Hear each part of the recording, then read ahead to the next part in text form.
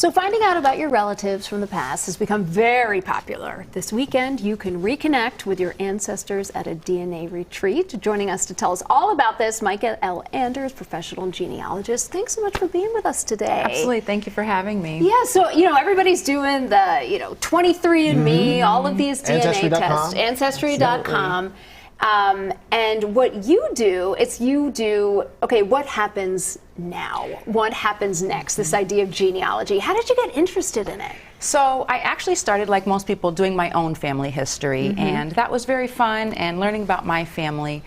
When I was in graduate school in art, of all things, I started researching some other people for a big thesis project, my master's thesis.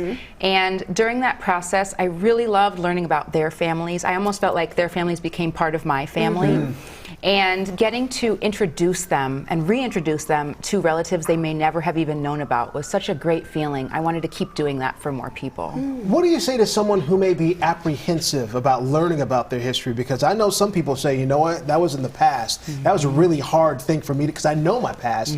I don't necessarily want to look at that. What do you say to someone who has those thoughts? So when people are more apprehensive and they're just not sure if they want to learn about their history, I always say, a lot of times better understanding who we are happens through understanding our history.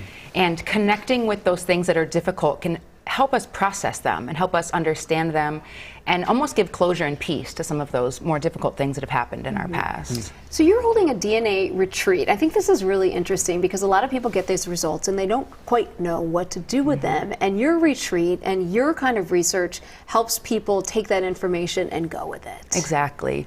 So, part of what we're going to do at the retreat is those next steps. A lot of people take a DNA test, they find out what percentage of this I am, and what percentage of that, and then they kind of just walk away. Right. Every so often you'll get a weird text or email from somebody on that testing company that'll say, "Hi, cousin, we're related. We share such and such ancestor. Love to learn more."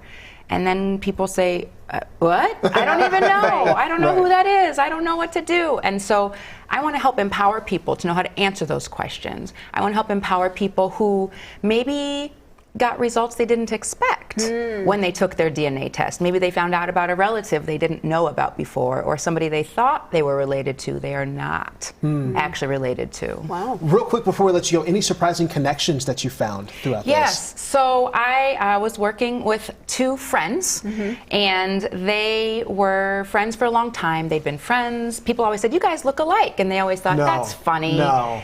We just look alike." And they both took DNA tests for different reasons. One was adopted, and the other is just really interested in family history and genealogy. And they took their tests, and then all of a sudden it came up that they were half sisters. Oh my gosh! Wow! So you could do this too. You could find, if there's always a question you've had. So Mica, thank you so much. Reconnecting with our ancestors, the DNA retreat. It's this Thursday through Saturday, right here in Minneapolis. WCCO.com/links for more information.